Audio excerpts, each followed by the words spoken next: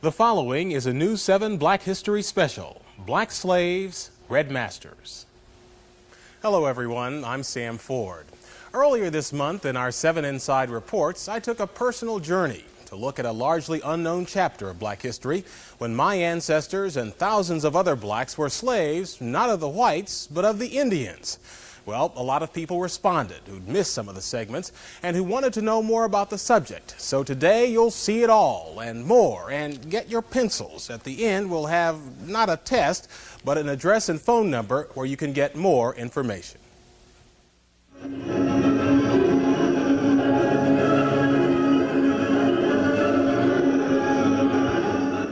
Every summer at Tahlequah, Oklahoma, the Cherokee Indians sponsor their Trail of Tears pageant, the story of how the U.S. government robbed the so-called 5 civilized tribes of their homelands in the South and moved them by force to Oklahoma.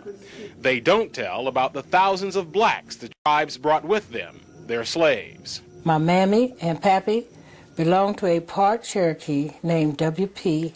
Thompson when I was born.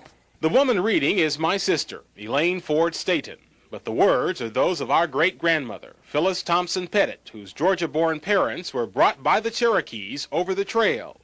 Johnson Thompson was Phyllis's brother. Before that, Pappy had been owned by 3 different masters. One was the rich Joe Van, who lived down at Weber's Fall, and another was Chief Lowry of the Cherokees. My cousin, Maurice Shepard, reading the words of his great-grandfather. The interviews were conducted 52 years ago here at Fort Gibson, Oklahoma, when both my great-grandmother, Phyllis Pettit, and her brother, Johnson Thompson, were in their 80s, part of a federal writers project. Now, both of them are buried in this cemetery.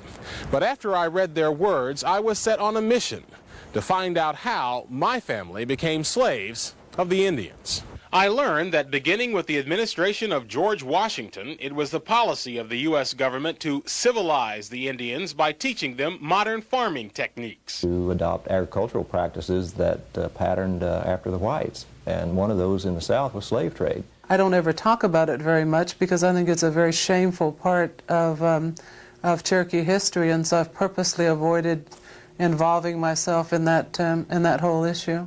While the current chief may be ashamed, at the Cherokee Museum today are slave bills of sale, including one for 3 slaves bought in 1841 by then Principal Chief John Ross. The chief and his brother Lewis were among the biggest slaveholders in the tribe.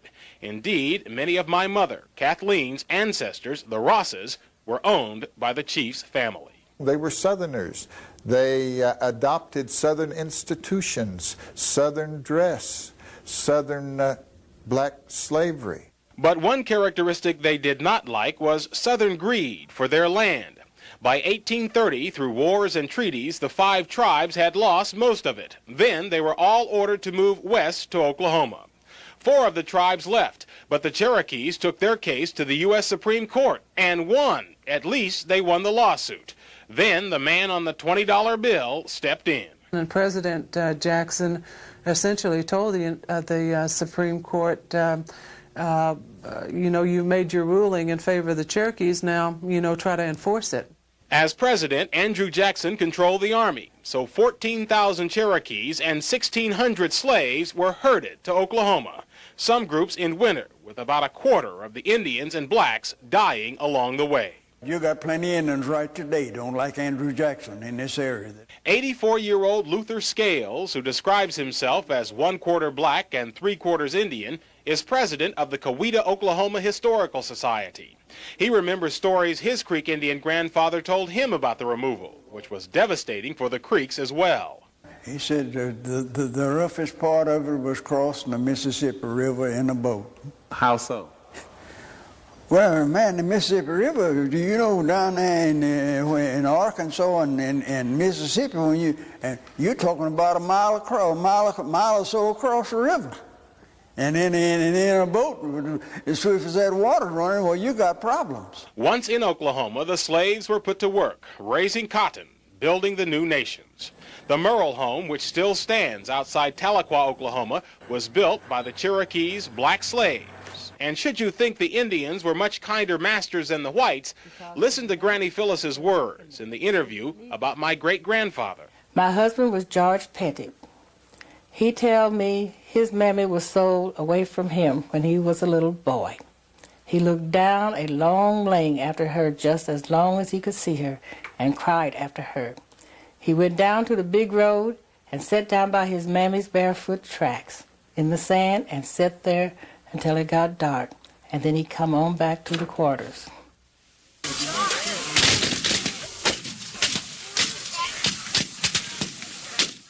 Oklahomans reenacting the Civil War Battle of Honey Springs. When it actually occurred, this was the Creek Nation in Indian Territory, slave territory, in which all of the 5 civilized tribes had signed treaties supporting the South. And the battle actually looked much like something out of the movie Glory, except it wasn't the 54th Massachusetts, but the 1st Kansas Colored Regiment that saved the day. Because of fear of attacks from nearby Kansas, many Indian slave owners fled south. I can just remember when Master John Harnish took us to Texas. We went in a covered wagon with oxen and camped out all along the way. My sister, Elaine Ford Staton, reading the words of our great-grandmother, Phyllis Pettit, a girl at the time of the war. In ex-slave interviews conducted by federal workers during the Depression, she told how her brother, Johnson Thompson, and her parents were sold from one Cherokee master to another and taken to Texas. And Pappy done the driving of the oxen. I was set in a wagon and listened to him pop his whip and holler. On the square of the old Cherokee capital in Tahlequah, Oklahoma, stands a monument to Cherokee Confederate war dead. But the war here was confusing. While Cherokee Chief John Ross was arrested by the Union Army and shipped to D.C., his mansion was burned to the ground by Cherokee Confederate General Stan Wadey, who just didn't like the chief. And while Creek Chief Samuel Chakotay fought for the South, Apathalea, another Creek chief, fought for the Unions, his slaves at his side. In any event, when the war was over, the tribes who'd all signed Confederate treaties were in trouble. The United States government informed the 5 civilized tribes that all previous treaties are null and void. And the first thing to be accomplished is to sign a peace treaty. The new treaties meant the Indians lost more land. And since this wasn't legally considered the United States, Abraham Lincoln's Emancipation Proclamation had not covered Indian slaves. So the treaty said they had to be freed. One of the things the federal government required in those treaties was that these tribes adopt the blacks as equal members of the tribe, their former slaves. One day, old Master stayed after he ate breakfast, and when us Negroes come in to eat, he said, "After today, I ain't your master anymore. You all as free as I am." We just stand and look and don't know what to say about it.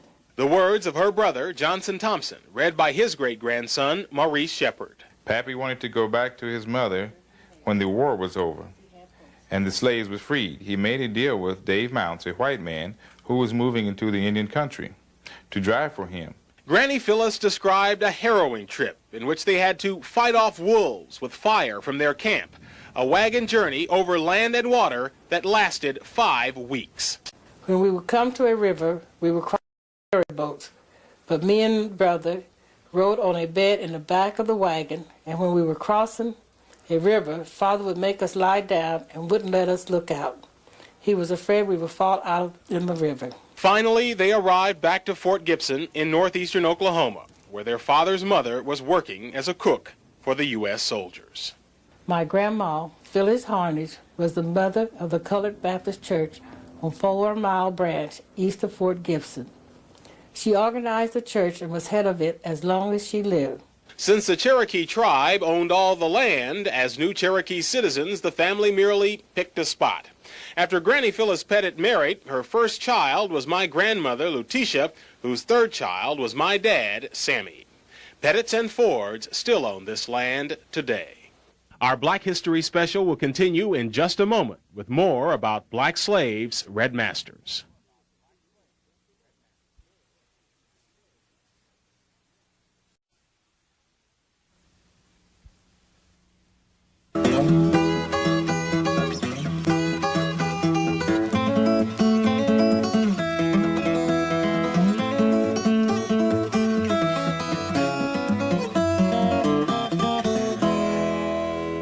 The ex-slaves were called freed men, and the freedmen of the Indians had reason to dance. No, they weren't rich, but since they were now citizens of the tribe, and the tribe owned all the land, there was no need to sharecrop. Just stake a claim, build a cabin, start a farm. And there was the black vote. Witness this Seminole election in which they counted one candidate's supporters on the left side of the street, the other candidates on the right. To gain control of the Cherokee capital in Tahlequah, chiefs like Lewis Downing campaigned heavily for the black vote, as did Chief Spaichi for control of the Creek capital in Okmulgee. The Creeks appointed and elected blacks as judges, attorneys. They were private secretaries. They were members of the council. And of course, the 3 black towns in the Creek Nation had representatives in both the House of Kings and House of Warriors. Silas Jefferson was even elected one of the Creek chiefs and was among the delegation any time that the Creeks had business in Washington. Since there was none of the lynchings or terror of the white South, Indian Territory became a mecca for blacks, even though many never gained citizenship. At least 25 black towns sprang up, some still around, like Taft, Redbird, and Tallahassee, where on a warm day they still bring out the kitchen table for a game of dominoes. I'm out of here. What? How you get down? I'm out of here. I'm glad you did. There were black lawmen among the Creek Nation Light Horse Police, deputy U.S. Marshals like Bass Reeves, who killed 14 outlaws without ever being wounded. And there were outlaws, killers like Cherokee Bill, part black, part Cherokee, or the Buck Rufus gang of Creeks and Creek freedmen. And there were the rowdies. If they got enough whiskey in them, why they shoot the town up. You ever had to run from a shoot up? I half crawled under the bed. My great-great-uncle Willis was among those rowdies. You may recall my great-grandmother Phyllis Pettit's story of how her husband's mother was sold by his Cherokee master. He looked down a long lane after her just as long as he could see her and cried after her. While George Pettit turned out okay, his brother Willis spent 1877 in the National Prison for shooting up the capital of Tahlequah. 5 years later, it was more serious. In March 1882, the Cherokee Advocate reported in both English and Cherokee, murder trial in Tahlequah, the capital, the Cherokee Nation versus Willis Pettit. The transcript still exists today. It seems 2 weeks earlier, Willis was having an argument with his wife Julia when his mother-in-law, Margaret Bird, said something, so he shot her. It all happened in the home of a sick woman that the 2 women were visiting. Among the numerous witnesses was one Henry Bowe, who testified that the day of the murder, Willis had tried to sell him his house and his hogs for $65. He said his wife had quit him. I said to him, "That won't make you sell your place. She'll come back again." He said to me, "That's played out," and he cursed and said, "I'm going to kill Margaret." While Willis did not take the stand, he had a witness, Maria Shepherd, support his defense that Margaret was trying to kill him. "As I passed her along the road," testified Maria, "she said she would have Willis put away in less time than 2 weeks. But the Cherokee transcripts say the prosecutor asked Maria, 'What relation are you to Pettit?' 'Not any.' 'Is Willis not in the habit of coming to your house often?' 'He comes there sometimes.' 'How come Margaret to tell you about this?' 'She did not like Willis and did not like me.' 'Why is it that Margaret Bird did not like Willis and you?' 'I do not want to tell about that. I am not going to tell it." The Cherokee Advocate reported, the jury returned a verdict of murder, and Willis, that is his name, was sentenced to be hung until he was dead, dead, dead on the 5th of May next. At a hanging in those days, the public came to watch, and the condemned man was among those expected to make a speech to warn some young person against making the same mistake. The newspaper reported Willis went to the gallows laughing. As for his last words, he said he'd made a mistake. He meant to shoot his wife, Julia. One,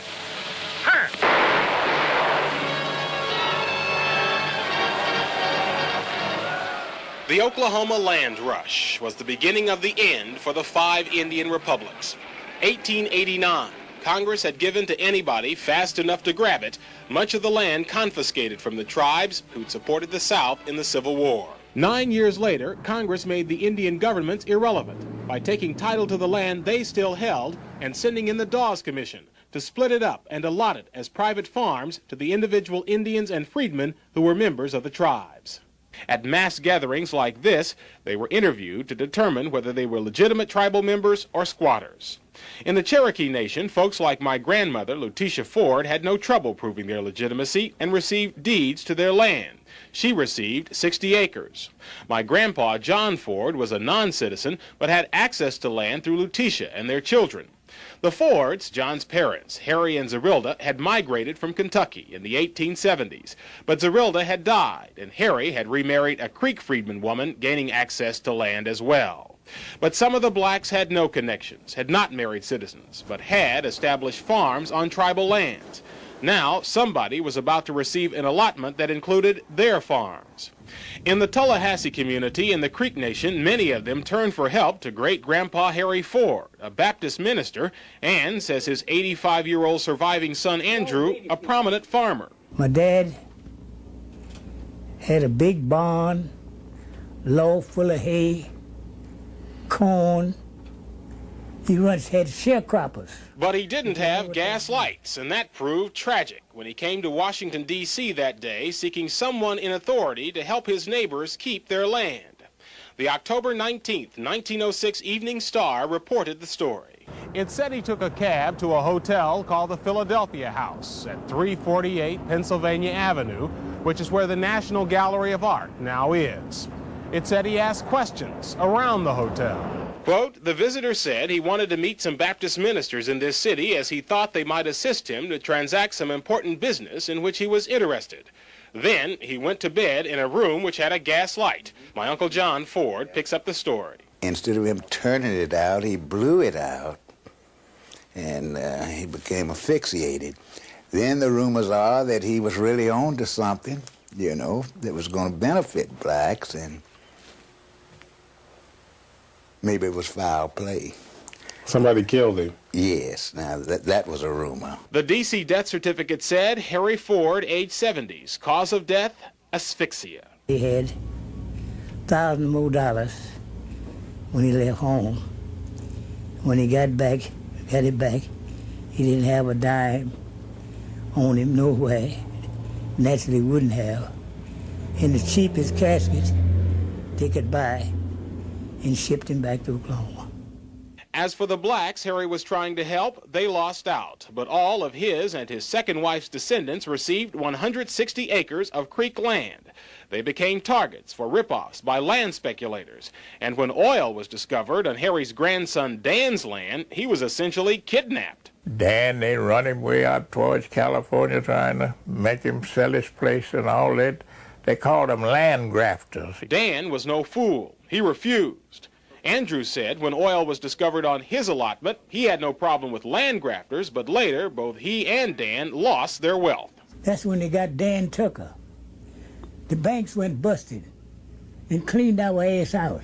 The end of Indian Territory meant the end of an era, of 40 years of tribal citizenship for blacks, the end of centuries of self-rule for the proud tribes, the Choctaws, Chickasaws, Cherokees, Creeks, and Seminoles.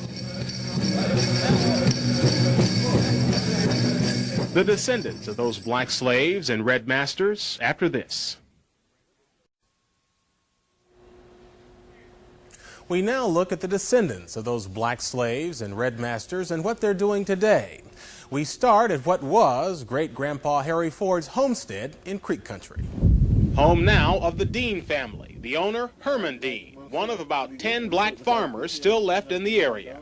Another was his brother-in-law, 66-year-old Sherd Parker, the former sheriff of Wagner County, Oklahoma, still living on the allotment his family received from the Creek tribe. Sherd mainly raises cattle. He says he stayed in farming while others have gotten out because of his dad. He always told us kids, if you take care of the farm will take care of you. We went to the old Cherokee capital of Tahlequah, where the local bank displays its name in both English and Cherokee. I wanted to hear the language spoken, so my cousin, Maurice Shepard, stopped a buddy on the street. Hello, Sil. Tawija. You all right? His name is Walter Whitekiller, which means one of his ancestors killed a white person. There are also Cherokees named Mankiller, Sixkiller, and Tenkiller. We dropped by a meeting of the 5 civilized tribes and found most tribes have kicked the blacks out. That was one of the things that the Creek people wanted to do, was to get it back to where that the Muskogee Creek Indians would have full control. The chief says there were no major complaints, but when the Cherokees did the same thing, 92-year-old Roger Nero filed a lawsuit. And they just rejected us. Chief Wilma Mankiller says she sympathizes that it was not her decision, but My job now is to uphold the Constitution. in the federal lawsuit and appeal, the Cherokees won. But among the Seminoles, the historically close relations between black and red have not changed. We have 12 Indian bands and the 2 freedmen bands. Lawrence Cudjoe, head of the Bruner Band, says it's because Seminoles and their slaves fought together against the U.S. Army. Our forefathers, they died together. And the help that the freedmen gave the Seminoles, the Indians, was so, they made a blood treaty that they, as long as the water flows and the oak tree grows, that they would be a part of that nation. They were just that close. Near Muskogee, we met 76-year-old Napoleon Davis, whose grandparents were slaves of the Creeks. He's a retired carpenter who's building this. Well, I'm trying to build a shrine. They call Oklahoma Creek Treatment Shrine. Dedicated to the memory of the Creek freedmen. He hopes descendants of Indian slaves will come here to share and record much of the oral history that is so rapidly dying out. We seem like we are people that sit down and wait for other people to write our history, and it's not good. He says he doesn't know if he'll be healthy enough or live long enough to finish his shrine, but he says his 3 children have promised if he doesn't finish it, they will. Get your pencils ready if you want more information about black slaves, red masters.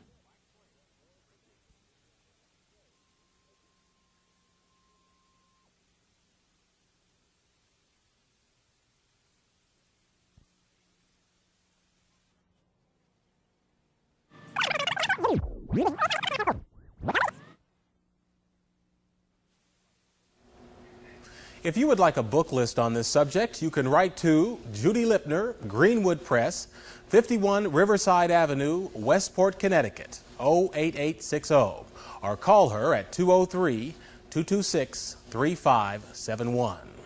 We leave you today back in Oklahoma with Napoleon Davis, his shrine, and his thoughts. I'm Sam Ford. I'm trying my best to say something that they couldn't say or didn't say, something that they might want to say and couldn't say. So that's what it's all about.